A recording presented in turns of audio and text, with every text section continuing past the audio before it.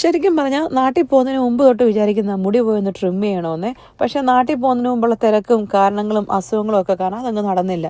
പിന്നെ വന്നു കഴിഞ്ഞപ്പോൾ തൊട്ട് വിചാരിക്കുന്ന പോണമെന്ന്. പോയിട്ട് വേണ്ടേ മുറിക്കാൻ. അങ്ങനെ ഫൈനലി തീരുമാനിച്ചു പോയി മുടി മുറിച്ചേക്കാന്ന്.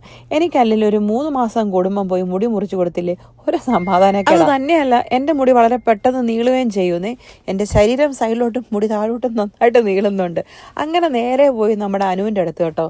അനുവിനോട് ഞാൻ പറഞ്ഞു, അനു ഒന്നും നോക്കണ്ട, കണ്ണും പൂട്ടി തലയിൽ ഒരു താജ്മഹൽ തന്നെ അങ്ങ് വടതേക്കാൻ. അനുവിന് ഫുൾ സ്വാതന്ത്ര്യം കൊടുത്തു മുടി സെറ്റ് ചെയ്യാൻ. അല്ലെങ്കിൽ നമുക്കൊരു മേക്ക് ഓവർ ഒക്കെ വേണമെന്ന് ചിന്തിക്കുമ്പോഴേ ചെയ്യാൻ പറ്റിയ ബെസ്റ്റ് മാർഗമാണ് ഹെയർ കട്ടിങ്.